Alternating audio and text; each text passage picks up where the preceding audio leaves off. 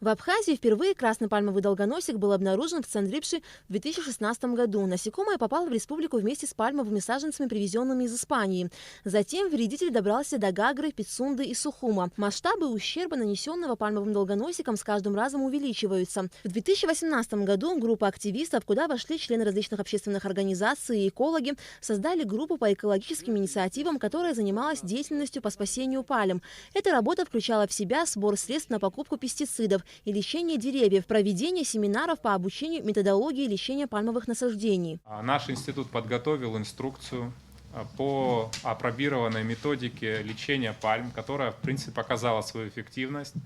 Эта инструкция была передана в регулирующий государственный орган Госкомитет по экологии, который должен был дальше ее распространить по всем районам. И все районы должны были включиться в эту борьбу активно и так далее. Государство со своей стороны должно было предоставлять пестициды, а люди на местах организовать лечение своих насаждений. Это касается и государственных территорий, муниципальных, и частных пансионатов. Однако, как показала практика, не во всех районах были соблюдены инструкции по борьбе с пальмовым долгоносиком.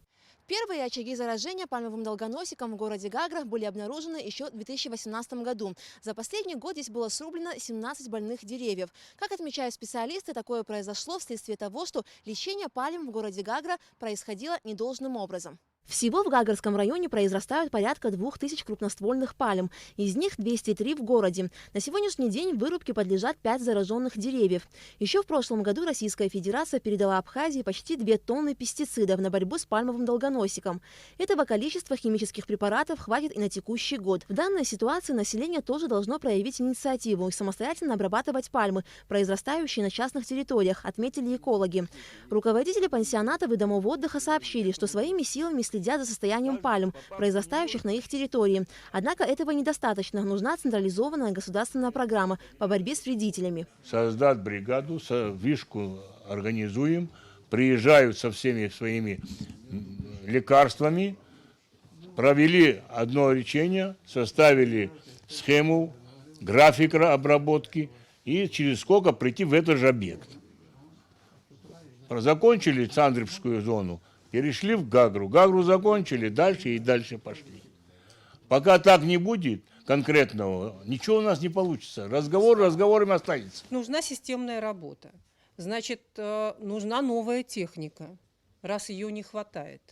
Мне кажется, каждая администрация города должна поставить вопрос перед властью, перед государством, перед правительством о необходимости приобретения такого оборудования, такой специализированной техники для проведения системных работ. Заместитель главы Гагарской администрации Гаек Челингарян сообщил, что руководство района намерено обратиться в правительство с просьбой оказать финансовую помощь на приобретение спецтехники. Мы на этот год что-то заложили, но давайте вот посмотрим реально на вещи. Только в парке имени Альденбургского и по городу у нас более 450 крупноствольных пальм, которые надо лечить.